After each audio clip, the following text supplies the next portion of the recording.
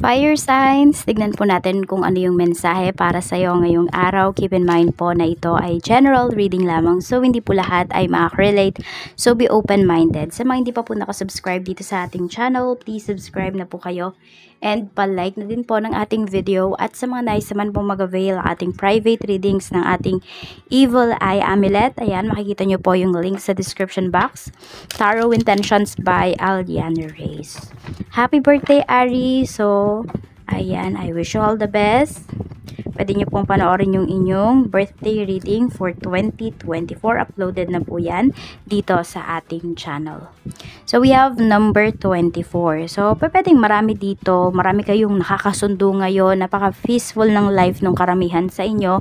Aries, ngayong araw, ayan, pwedeng may mga, sabi natin, nagnilay-nilay talaga yung iba sa inyo. So, mas pinipili ninyo ngayon yung peace of mind po ninyo. So, diba kung before, parang pinagtatanggol mo pa yung sarili mo sa mga judgments ng ibang tao, ngayon parang hinahayaan mo na lang kung sino yung magstay sa life mo, sila na lang talaga yung ine-entertain mo, sila na lang yung nagmamatter sa buhay mo ngayon. Pwede rin po dito na mayroon kayong mako-close na deal ngayong araw. Ayan po. So, yung iba sa inyo, sobrang busy nyo pa rin po as of today. Yan, dami pa rin ginagawa. Ang dami pa rin din kailangan tapusin na task.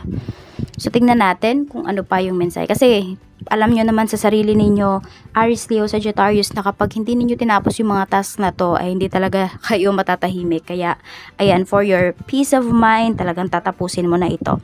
Tignan po natin pagdating naman po sa iyong family. Sa family, we have number 2 and we have naman po number 4.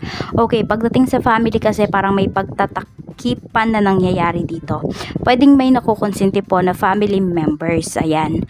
So, dahil parang sabihin natin, yung isang kapatid mo, lagi siyang pinagtatakpan ng parents mo, yung tipong ganun, or isa sa mga pinsan mo, 'di ba? Favorite yun ng lola mo, ng lolo mo. So, ang nangyayari, lagi niyang pinapaboran. So, yun yung mas nakikita ko dito. So, maganda naman yung samahan, kaya lang kasi siguro yun yung pinakaayaw ninyo, yung hindi nagsasabi talaga ng totoo. Ayan. Meron din dito, pwede na kung merong, sabi natin, merong tinatago talaga yung inyong isa sa family members po ninyo. Magtutulong-tulungan kayo dito para ma-solve yung problems niya. Yes, yung tinatago niya po sa inyo is problema. So, pwede naman na a-advise nyo siya or nandun yung moral and emotional support. Mafe-feel yun ng taong ito kung sino man tong may problem sa family po ninyo. Tignan natin pagdating naman po sa mga kaibigan. So, we have extra joker. So, parang extra careful kayo pagdating sa inyong mga kaibigan po ngayon. So, hindi naman talaga lahat ng nakangiti sa atin ay kaibigan natin. So, maging maingat po talaga. Tingnan natin. Okay, we have number 22. Meron kang kaibigan dito na sobra din talagang malihim sa'yo. Siguro itong taong to, pwedeng family member mo na siya. Tapos, ano pa siya, parang sabihin natin, BFF mo pa siya. Ganyan. So, marami nga talaga siyang tinatago sa'yo. Oo. So, yes, malapit talaga to sa puso mo. Pwedeng ito nga po ay family member na po ninyo.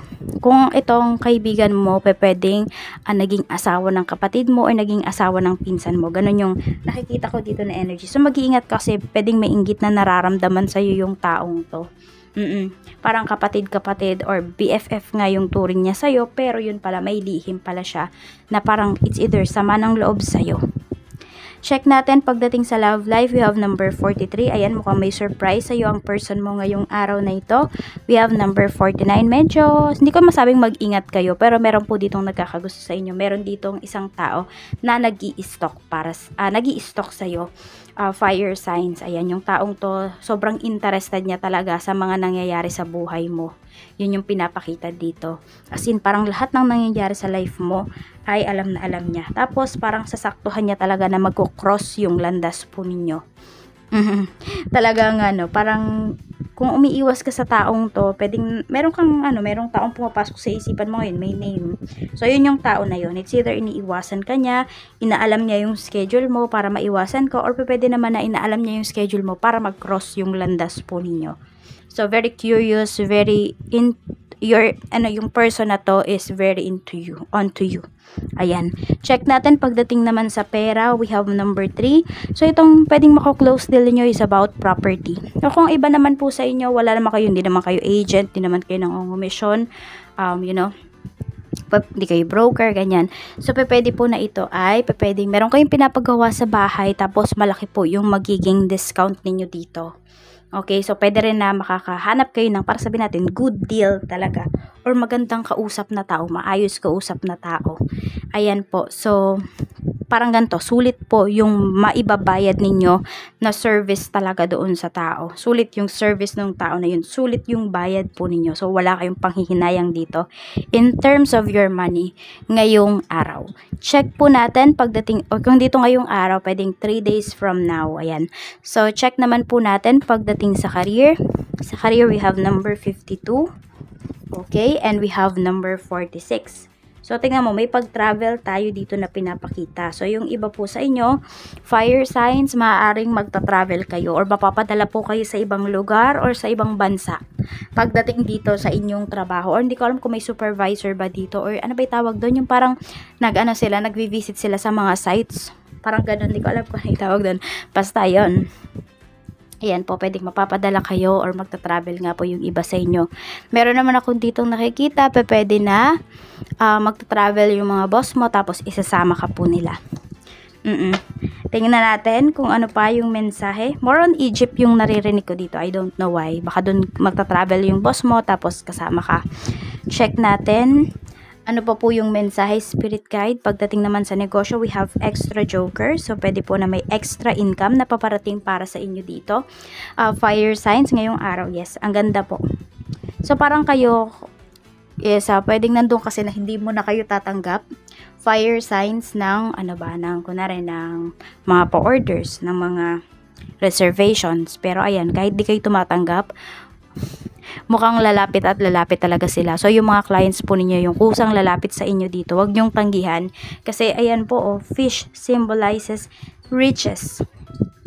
Ayan po. Kaya, ayan, makukuha nyo po talaga ito. May mga dealings din talaga kayo dito pagdating sa business po ninyo. Puro good deals yung pinapakita sa iyo dito. So, pwede po na parang within this week talaga, fire signs, yung inyong kaperahan, ako, napakaganda talaga yan. Kaya, wag po kayong tatanggi.